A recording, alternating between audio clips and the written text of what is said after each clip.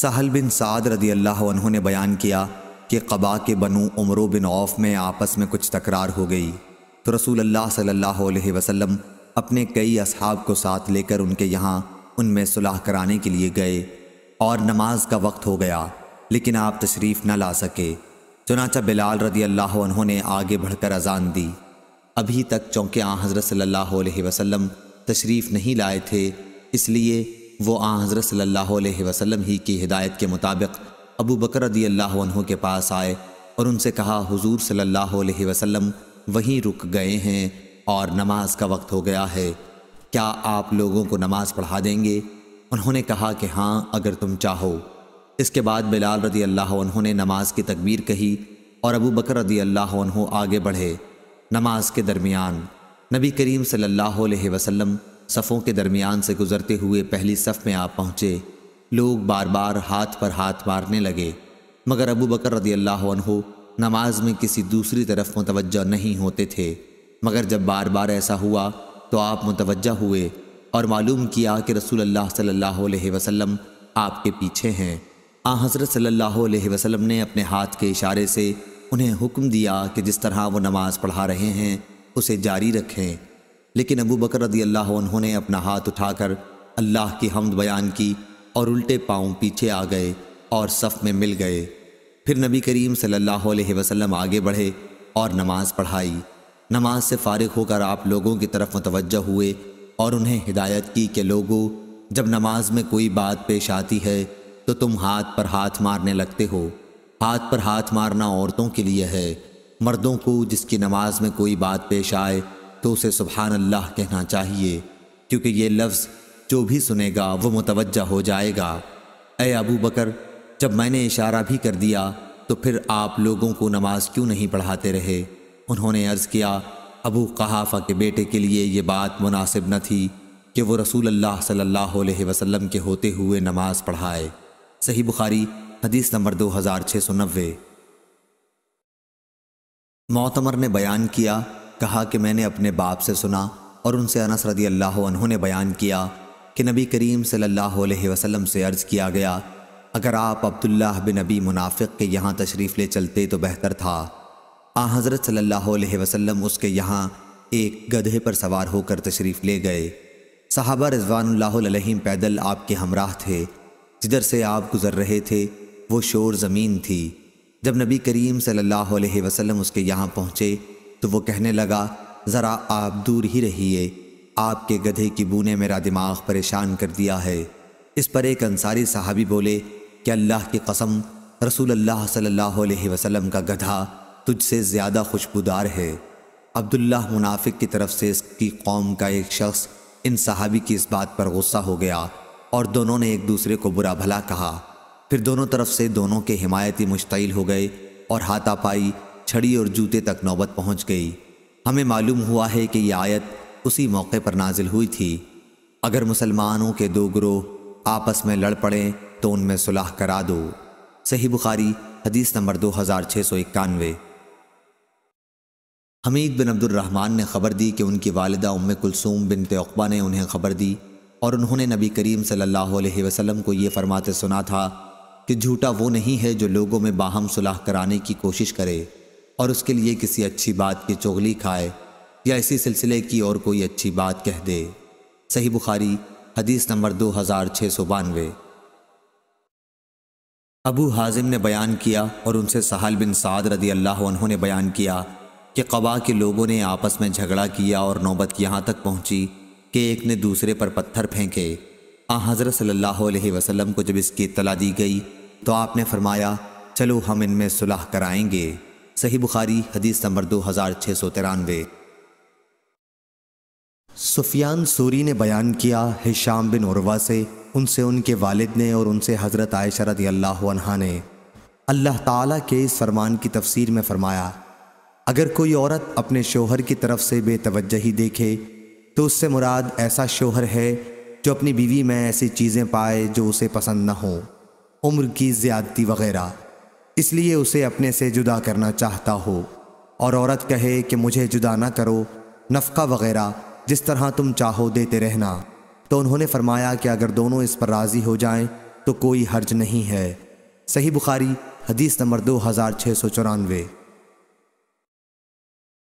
ابراہیم بن سعد نے بیان کیا، ان سے ان کے باپ نے بیان کیا، ان سے قاسم بن محمد نے اور ان سے عائشہ رضی اللہ عنہا نے بیان کیا کہ رسول اللہ صلی اللہ علیہ وسلم نے فرمایا، جس نے ہمارے دین میں از خود کوئی ایسی چیز نکالی جو اس میں نہیں تھی تو وہ رد ہے۔ اس کی روایت عبداللہ بن جعفر مخرمی اور عبد الواحد بن نبی اون نے سعد بن ابراہیم سے کی ہے۔ صحیح بخاری حدیث نمبر 2697۔ ابو اسحاق نے بیان کیا، انہوں نے برا بن عازب رضی اللہ عنہ سے سنا، آپ نے بیان کیا کہ جب رسول اللہ صلی اللہ علیہ وسلم نے حدیبیہ کی صلح قریش سے کی تو اس کی دستاویز حضرت علی رضی اللہ عنہ نے لکھی تھی۔ انہوں نے اس میں لکھا، محمد اللہ کے رسول صلی اللہ علیہ وسلم کی طرف سے۔ مشرکین نے اس پر اعتراض کیا کہ لفظ محمد کے ساتھ رسول اللہ نہ لکھو، اگر آپ رسول ہوتے تو ہم آپ سے لڑتے ہی کیوں؟ حضرت صلی اللہ علیہ وسلم نے حضرت علی رضی اللہ عنہ سے فرمایا کہ رسول اللہ کا لفظ مٹا دو۔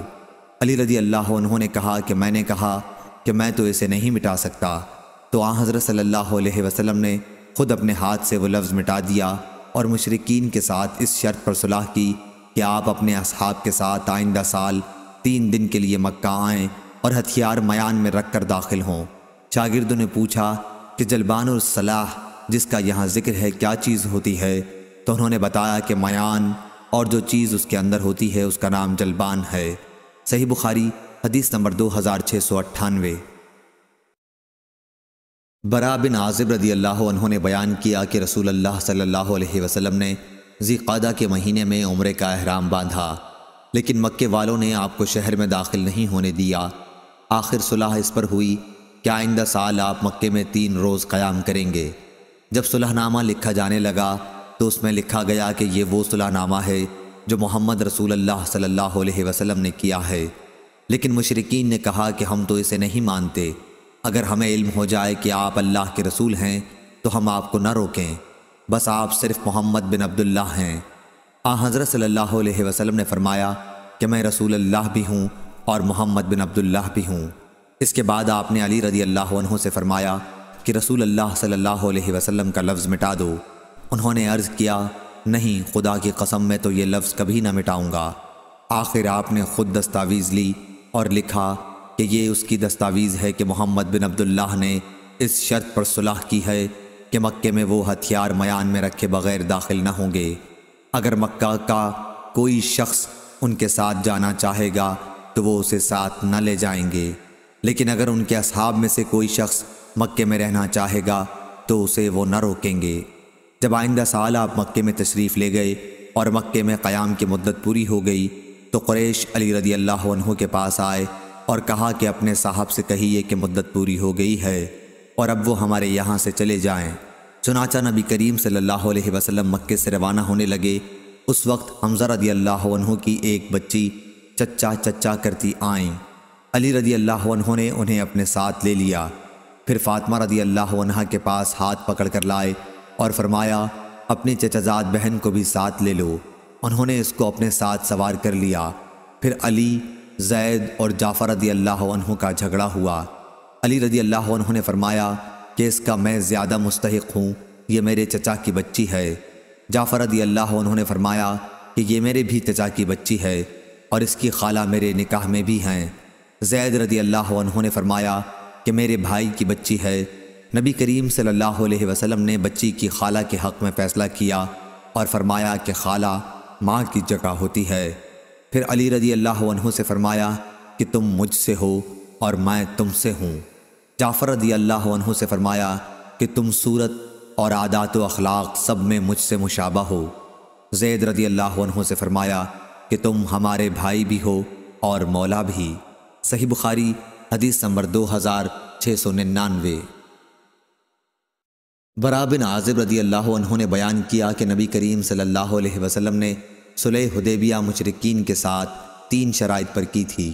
ایک یہ کہ مشرکین میں سے اگر کوئی آدمی حضرت صلی اللہ علیہ وسلم کے پاس آ جائے تو آپ اسے واپس کر دیں گے، لیکن اگر مسلمانوں میں سے کوئی مشرکین کے یہاں پناہ لے گا تو یہ لوگ ایسے شخص کو واپس نہیں کریں گے۔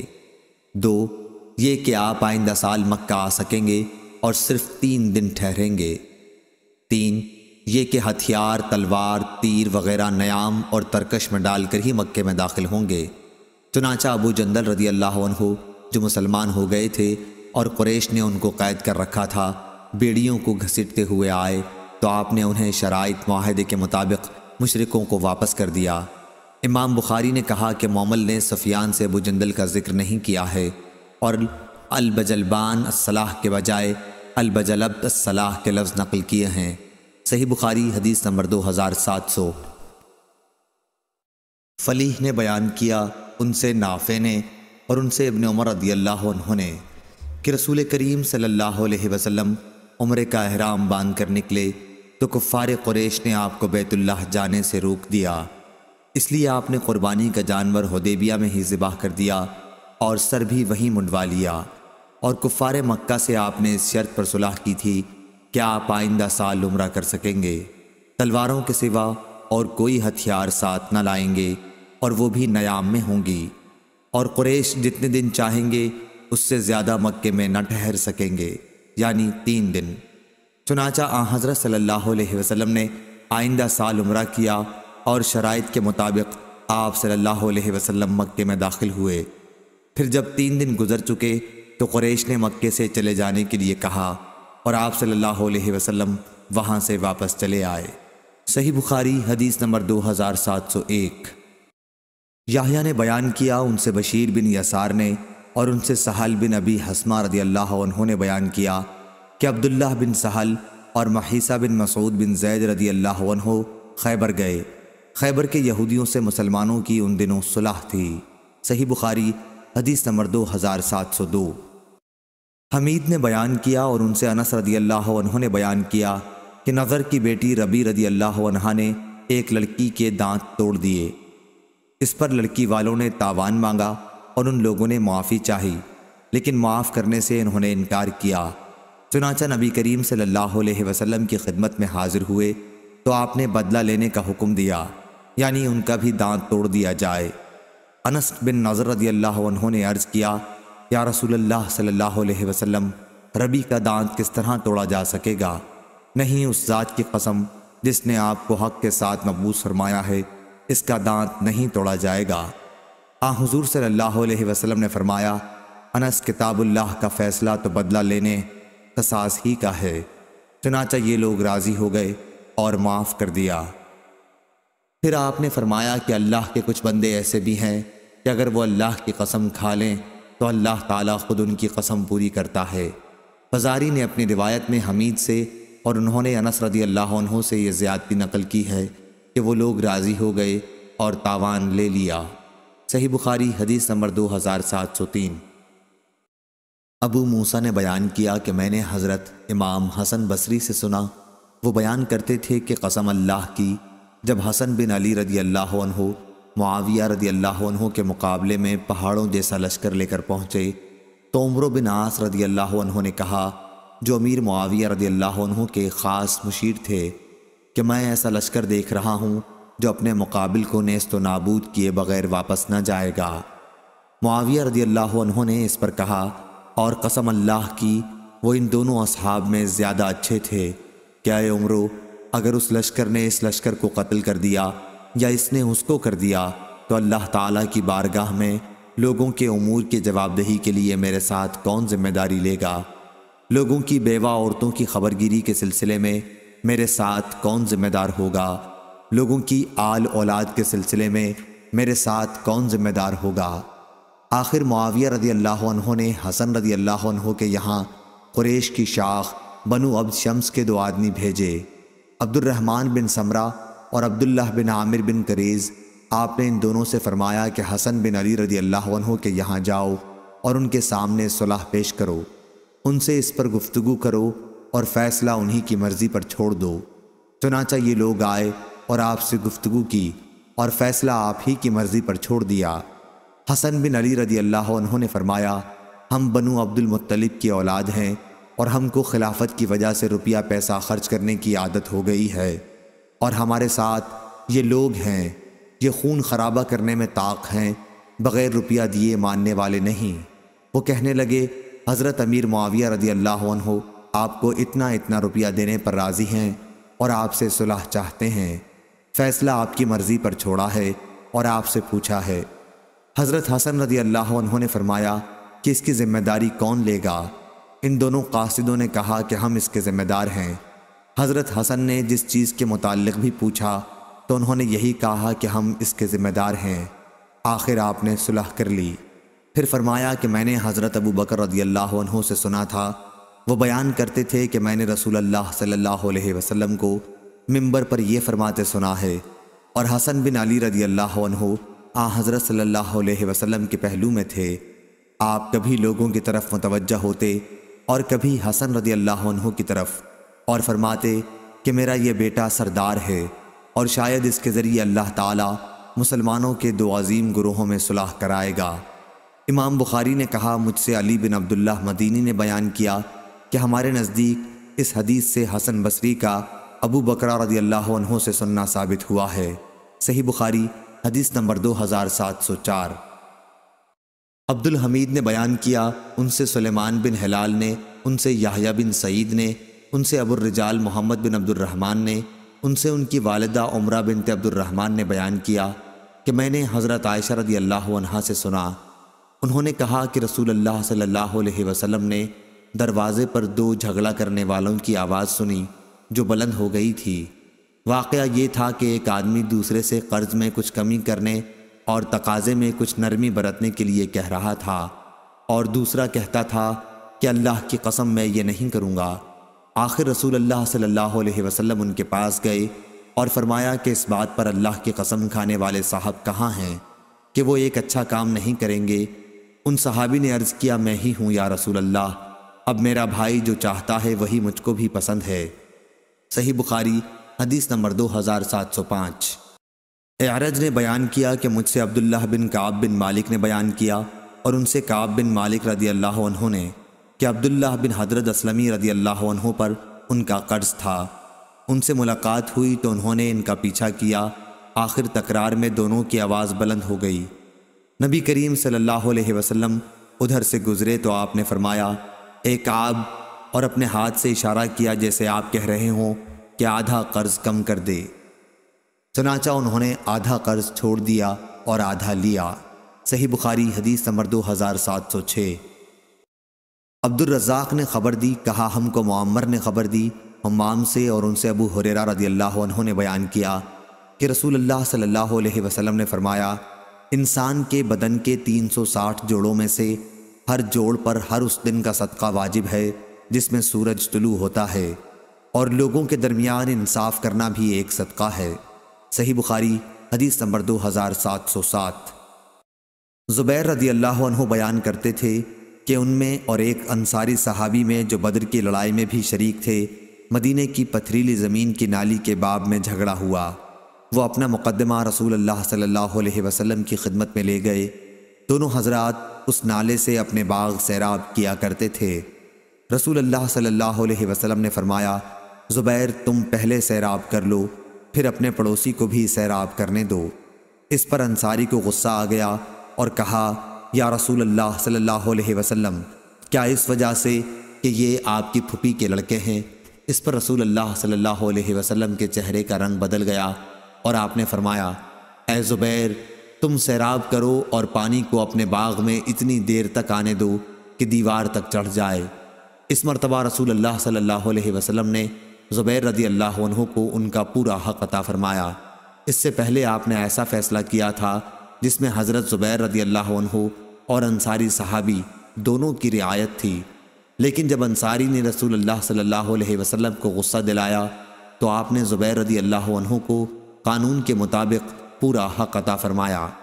عروہ نے بیان کیا کہ زبیر رضی اللہ عنہ نے بیان کیا، قسم اللہ کی میرا خیال ہے کہ یہ آیت اسی واقعے پر نازل ہوئی تھی، پس ہرگز نہیں، تیرے رب کی قسم یہ لوگ اس وقت تک مومن نہ ہوں گے جب تک اپنے اختلافات میں آپ کے فیصلے کو دل و جان سے تسلیم نہ کر لیں۔ صحیح بخاری حدیث نمبر 2708۔ جابر بن عبداللہ رضی اللہ عنہ نے بیان کیا کہ میرے والد جب شہید ہوئے تو ان پر قرض تھا۔ میں نے ان کے قرض خواہوں کے سامنے یہ صورت رکھی کہ قرض کے بدلے میں وہ اس سال کی کھجور کے پھل لے لیں۔ انہوں نے اس سے انکار کیا کیونکہ ان کا خیال تھا کہ اس سے قرض پورا نہیں ہو سکے گا۔ میں نبی کریم صلی اللہ علیہ وسلم کی خدمت میں حاضر ہوا اور آپ سے اس کا ذکر کیا۔ آپ صلی اللہ علیہ وسلم نے فرمایا کہ جب پھل توڑ کر مربد وہ جگہ جہاں کھجور خشک کرتے تھے میں جمع کر دو تو مجھے خبر دو۔ چنانچہ میں نے آپ کو خبر دی۔ آپ صلی اللہ علیہ وسلم تشریف لائے، ساتھ ابو بکر اور عمر رضی اللہ عنہ بھی تھے۔ آپ وہاں کھجور کے ڈھیر پر بیٹھے اور اس میں برکت کی دعا فرمائی، پھر فرمایا کہ اب اپنے قرض خواہوں کو بلا لا اور ان کا قرض ادا کر دے۔ چنانچہ کوئی شخص ایسا باقی نہ رہا جس کا میرے باپ پر قرض رہا اور میں نے اسے ادا نہ کر دیا ہو۔ پھر بھی 13 وسق کھجور باقی بچ گئی، 7 وسق اجوا میں سے اور 6 وسق لون میں سے، یا 6 وسق اجوا میں سے اور 7 لون میں سے۔ بعد میں رسول اللہ صلی اللہ علیہ وسلم سے مغرب کے وقت جا کر ملا اور آپ سے اس کا ذکر کیا تو آپ ہنسے اور فرمایا ابو بکر اور عمر کے یہاں جا کر انہیں بھی یہ واقعہ بتا دو۔ چنانچہ میں نے انہیں بتلایا تو انہوں نے کہا کہ رسول اللہ صلی اللہ علیہ وسلم کو جو کرنا تھا آپ نے وہ کیا، ہمیں جب ہی معلوم ہو گیا تھا کہ ایسا ہی ہوگا۔ ہشام نے وہب سے اور انہوں نے جابر سے عصر کے وقت جابر رضی اللہ عنہ کی حاضری کا ذکر کیا ہے، اور انہوں نے نہ ابو بکر رضی اللہ عنہ کا ذکر کیا اور نہ ہنسنے کا۔ یہ بھی بیان کیا کہ جابر رضی اللہ عنہ نے کہا میرے والد اپنے پر 30 وسق قرض چھوڑ گئے تھے، اور ابن اسحاق نے وہب سے اور انہوں نے جابر رضی اللہ عنہ سے ظہر کی نماز کا ذکر کیا ہے۔ صحیح بخاری حدیث نمبر 2709۔ لیث نے بیان کیا کہ مجھ سے یونس نے بیان کیا، ان سے ابن شہاب نے انہیں عبداللہ بن کعب نے خبر دی، اور انہیں کعب بن مالک رضی اللہ عنہ نے خبر دی کہ انہوں نے ابن ابی حضرت رضی اللہ عنہ سے اپنا قرض طلب کیا جو ان کے ذمہ تھا۔ یہ رسول اللہ صلی اللہ علیہ وسلم کے عہد مبارک کا واقعہ ہے۔ مسجد کے اندر ان دونوں کی آواز اتنی بلند ہو گئی کہ رسول اللہ صلی اللہ علیہ وسلم نے بھی سنی۔ آپ اس وقت اپنے حجرے میں تشریف رکھتے تھے، چنانچہ آپ باہر آئے اور اپنے حجرے کا پردہ اٹھا کر کعب بن مالک رضی اللہ عنہ کو آواز دی۔ آپ نے پکارا اے کعب، انہوں نے کہا یا رسول اللہ میں حاضر ہوں۔ پھر آپ نے اپنے ہاتھ کے اشارے سے فرمایا کہ آدھا معاف کر دے۔ کعب رضی اللہ عنہ نے کہا کہ میں نے کر دیا یا رسول اللہ صلی اللہ علیہ وسلم۔ آپ نے ابن ابی حضرت رضی اللہ عنہ سے فرمایا کہ اب اٹھو اور قرض ادا کر دو۔ صحیح بخاری حدیث نمبر 2710۔